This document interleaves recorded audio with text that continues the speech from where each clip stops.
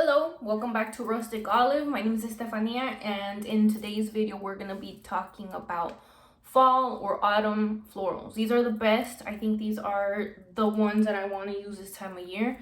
Right now in Southern California, it's still like around 100, it's like 90 something degrees. So it's like still pretty hot on certain days. I got a sunburn from being out in the field watching my son play soccer today. So it was pretty intense today. But anywho, it's gonna start cooling down a little bit, and on cooler days, these are the ones that I want to wear. So these are florals. They focus on the flower.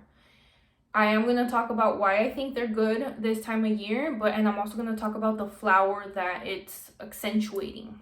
So the first one that I want to speak to you about is Whittian number 2 from the Black collection. Oh man. Okay, so there's not one particular note you can really pick from one of these, and I think I said that in my original video, but the key player here is kind of like a deep plum with rose.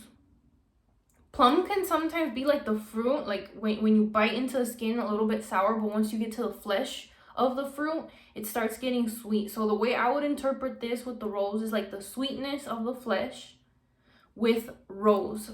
Predominant note here is rose, but it has a very deep vanilla, and it does open up a bit citrusy when you first open it. I sprayed my little homie right here, look, my little Grim Reaper. I'm gonna spray him again just so I can get that opening.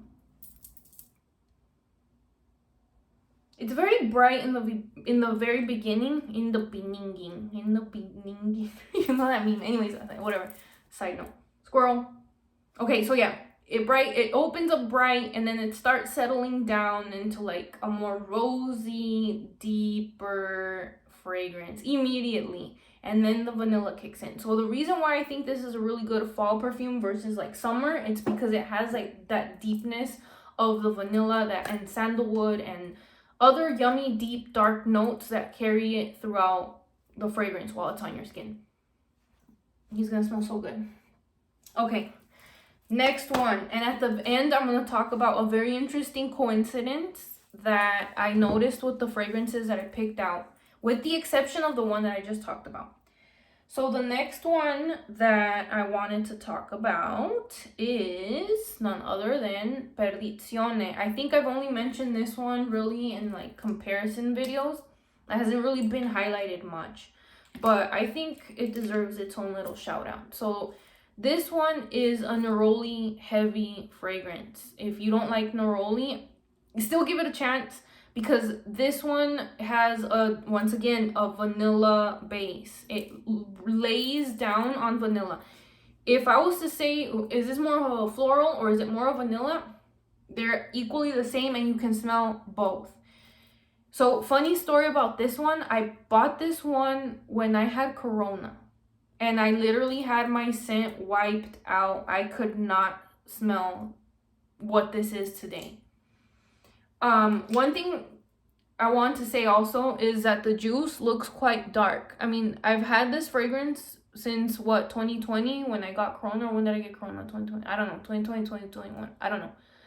But the juice did get darker, and vanilla fragrances tend to get darker with the juice. Like, they'll get darker. That's natural.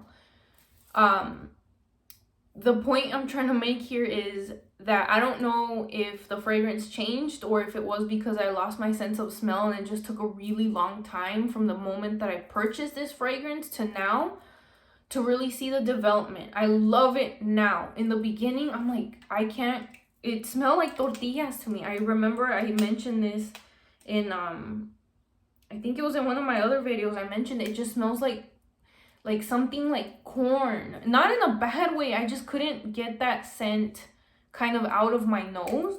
But then now that time has passed, I got this thing stuck. Oh, that's not good. It's okay. I got this thing stuck. Anyways, now it's really beautiful. It opens up with like a bitterness. There's still that bitterness. So it's like grapefruit, neroli, vanilla. It's just a really great fall floral scent with vanilla. Let's see if this thing even closes now. Oh, it did. Okay, cool. I'm going to talk about the coincidences at the end, okay? My next perfume that I want to talk about is from Oronardo. Oh, sorry, from Chinu. It's called Oronardo. It comes like this. My friend Luis, I gave him a huge shout out in my last video for the Vanilla Spiritus Double Vanille video. He actually brought me this one from Mexico City, from Polanco. He went out there, that bougie guy, and he brought me this one back. The packaging was beautiful on that one as well. This fragrance here highlights mock orange. It highlights tuberose. To me, this is a tuberose heavy perfume.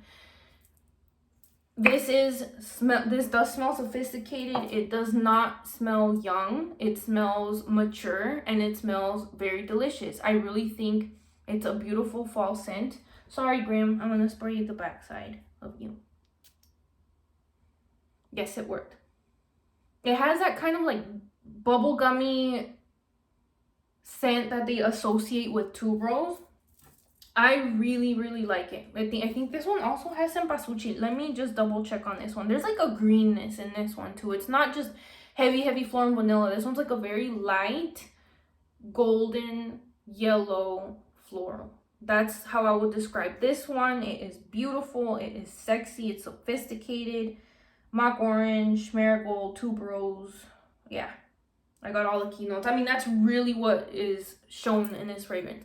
And the cool thing too is like this thing pops out and you can put it like this and showcase it however the heck you want. I love this fragrance. We're going to talk about the coincidences once again. This is Mexican perfumery for you guys. This is from Mexico and they sell it in different places like Lucky Scent, etc. The next fragrance that I wanted to mention was one that I feel is extremely underrated. And I don't understand why. Because it is a very beautiful fragrance as well. And this is Tom Ford's Champaca Absolute. I don't think I've done its own video on this one, but I have compared it to another perfume I have. But this one is literally fall. Like, I wore this once at another office when there was like wind, it was dry, and it was just fabulous. Champaca is a flower. That is a flower that is accentuated here, but it's a very rich fragrance. Don't think that this one's like airy, more like simple. This one has a lot more going on. This one has something classic. It reminds me of one of my tia's perfumes. It also contains champaca. I don't want to really get into that one right now because I don't want to confuse you guys. But this one has notes of like cognac, champaca. Like it also has similar notes to the ones that we just spoke about, like vanilla. Like I think the vanilla is what's making these more fall-like to me. Ambery. It's very rich. Very, very rich. This one's a really good one.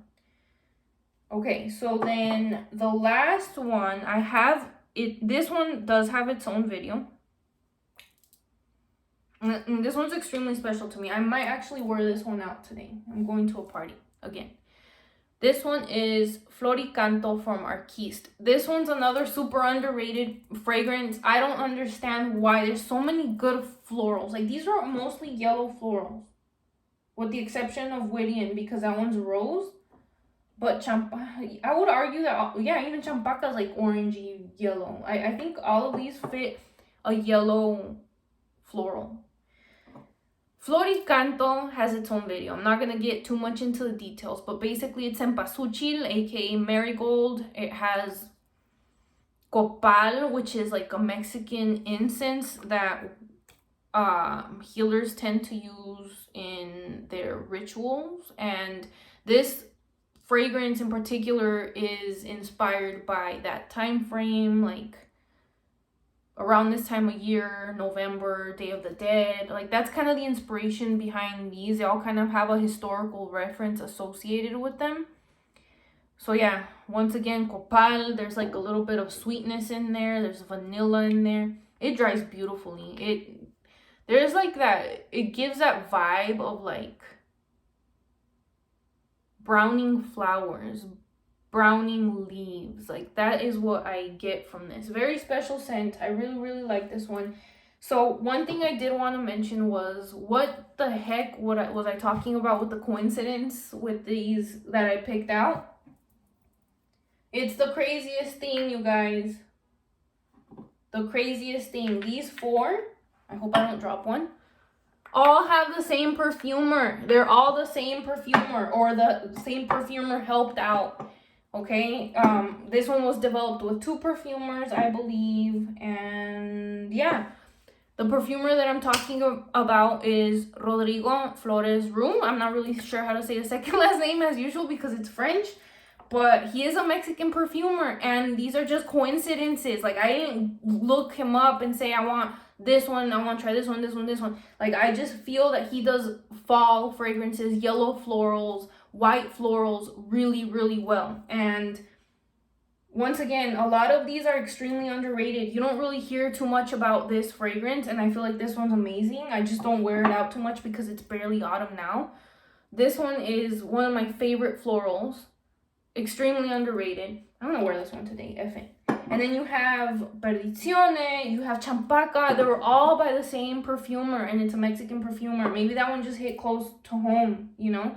But all of these fragrances are great. If you haven't checked them out, check them out. Get samples. I think Lucky Scent still carries this one and this one. Tom Ford, they sell it at like a Sephora. Floricanto, they have them on a lot of like niche stores. I even saw it in Scent Room in Dallas when I went. Whittian, same thing. Lucky Scent, you can get these kind of anywhere. They're pretty easy to get. But yeah, that is my fall floral fragrance video. Let me know if there's any way I can improve. I know sometimes I just get really excited, but then I don't want to say like something dumb. But anyways, that is my video. Thank you so much for watching, and have a good rest of your weekend. Bye.